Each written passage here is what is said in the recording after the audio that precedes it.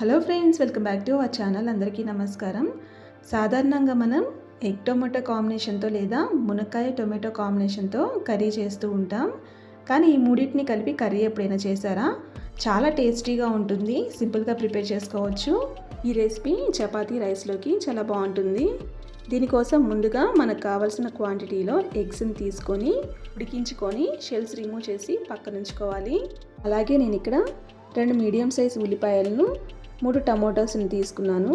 వీటిని ఈ వెజిటబుల్ కటర్స్తో చిన్న ముక్కలుగా కట్ చేసుకుంటున్నాను. ఈ కటర్తో చాలా ఈజీగా క్విక్గా వెజిటేబుల్స్ని కట్ చేసుకోవచ్చు. ఇప్పుడు ఒక ప్యాన్ పెట్టుకొని 2 టేబుల్ స్పూన్ వరకు ఆయిల్ వేసుకొని 1 or 2 టేబుల్ స్పూన్ వరకు తిరుమతి గింజలు వేసుకోవాలి.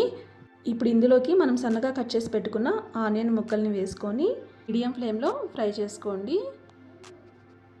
అలాగే ఇందులోకి 1 టేబుల్ స్పూన్ వరకు అల్లం వెల్లుల్లి పేస్ట్ కూడా వేసుకొని కలుపుకుంటూ ఫ్రై చేసుకోవాలి.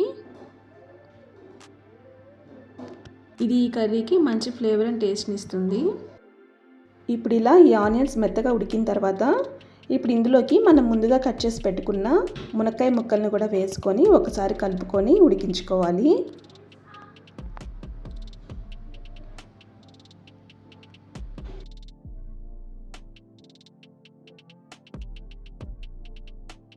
ఇప్పుడు ఇందులోకి రుచికి సరిపడా సాల్ట్ వేసుకోండి. అలాగే 1/2 టేబుల్ స్పూన్ వరకు పసుపు, 1 టేబుల్ స్పూన్ వరకు కారం వేసుకొని మొత్తాన్ని కలుపుకొని ఫ్రై చేసుకోవాలి.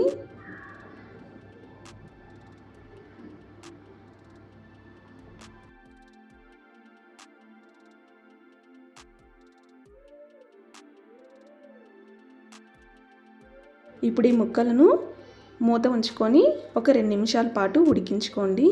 ఇప్పుడు ఇందులోకి మనం ముందుగా కట్ చేసి పెట్టుకున్న టమోటా ముక్కలను కూడా వేసుకోవాలి. నేను ఈ టమోటోస్ని ఇలా ప్యూరీలాగా చేసుకొని వేసుకుంటున్నాను.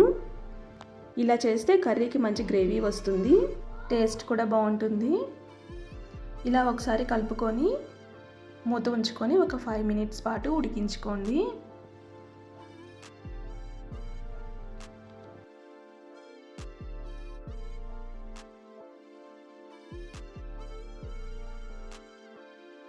ఇప్పుడు ఇలా ఆనియన్స్ అండ్ టమాటోస్ మెత్తగా ఉడికిపోయి వాటి వాటర్ మొత్తం ఇలా వినిగిపోయిన తర్వాత ఇందులోకి కొన్ని వాటర్ని యాడ్ చేసుకొని ఉడికించుకోవాలి.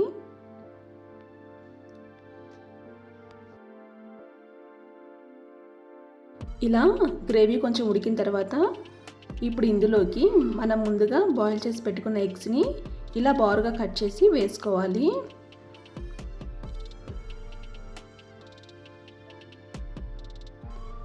వీటిని ఒకసారి కలుపుకొని ఒక 2 నిమిషాల పాటు ఉడికించుకోండి.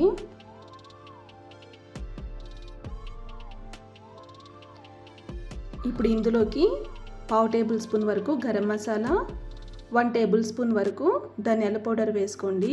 అలాగే 1 or 2 టేబుల్ స్పూన్ వరకు కొబ్బరి పౌడర్ కూడా యాడ్ చేసుకోండి. అది కర్రీకి మంచి టేస్ట్ని ఇస్తుంది. ఇప్పుడు ఇందులోకి కొంచెం కరివేపాకు కూడా వేసుకొని ఒకసారి కలుపుకోవాలి. నేను కర్రీస్లో చివరిగా వేసుకుంటాను. మీకు కావాలంటే ముందుగా తిరుమాతలో కరివేపాకు వేసుకోండి.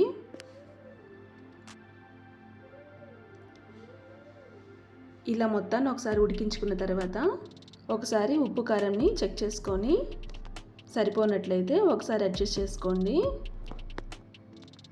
ఇప్పుడు ఫైనల్గా కొంచెం కొత్తిమీరని వేసుకొని ఒకసారి కలుపుకొని స్టవ్ ఆఫ్ చేసుకోండి. అంతే అండి, టేస్టీ ఎగ్ కర్రీ రెడీ అయింది. చాలా టేస్టీగా ఉంటుంది. సింపుల్గా ప్రిపేర్ చేసుకోవచ్చు. ఏదైనా డిఫరెంట్గా టేస్టీగా ప్రిపేర్ చేద్దామనుకుంటే ఈ కర్రీని ఒకసారి ట్రై చేయండి. చాలా టేస్టీగా ఉంటుంది. మీరు ఈ రెసిపీని ఒకసారి ట్రై చేసి ఎలా వచ్చిందో మీ వాల్యుబుల్ ఫీడ్బ్యాక్ని కామెంట్స్లో తెలియజేయండి. మీకు ఈ రెసిపీ నచ్చినట్లయితే లైక్ చేయండి, షేర్ చేయండి. మరిన్ని రెసిపీస్ కోసం మన ఛానల్ని సబ్స్క్రైబ్ చేసుకోండి. Thank you for watching this video, friends.